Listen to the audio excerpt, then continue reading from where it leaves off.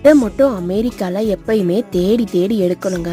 ஆமாங்க, ரொம்ப ரேர் கிடைக்கிறது. ஸோ அதனால இன்னைக்கு கடைக்கு போயிருந்தப்ப இந்தியன் ஸ்டோர்ஸில் நான் இதை பார்த்த உடனே எடுத்துகிட்டு வந்துட்டேன் குழம்பு வைக்கணும்னு சொல்லிட்டு. ஆக்சுவலி இதை உரிக்கிறது ரொம்ப கஷ்டம்னு சொல்லிட்டு மேக்ஸிமம் நிறைய பேர் எடுக்க மாட்டாங்க.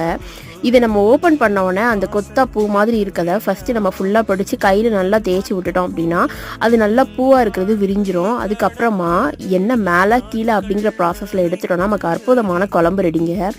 வாழைப்பூவில் ஓப்பன் பண்ணும்போது மேலே கீழேங்கிற ப்ரொசீஜரில் மேலே ஒரு லேயர் இருக்கும், அதை எடுத்துருங்க. கீழே குட்டியாக ஒரு லேயர் இருக்கும், அதை எடுத்துருங்க. சென்டரில் போலன் அப்படிங்கிற மாதிரி ஒரு பூ மாதிரி ஒன்று வந்துட்டு ரவுண்டாக இருக்கும், அதை எடுத்துட்டு அப்புறமா ஒரு 7 லேயர்ஸ் இருக்கும். அந்த 7 லேயர்ஸ் அப்படியே நான் மோரில் மஞ்சப்பொடி போட்டு பிச்சு போட்டுட்ருக்கேன். ஸோ இந்த மாதிரி போட்டோன்னா மீன் குழம்பே தோற்று போகும். இவ்வளோ சூப்பராக இருக்கும். இதை குழம்பு பண்ணோன்னா கண்டிப்பாக இது வந்து நம்ம ஹெல்த்துக்கும் ரொம்ப ரொம்ப நல்லது. ஸோ வீக்லி ஒன்ஸ் கிடச்சிது அப்படின்னா இந்தியன் ஸ்டோர்ஸ் வந்து எடுத்துகிட்டு வந்து சாப்பிட்டு பாருங்கள்.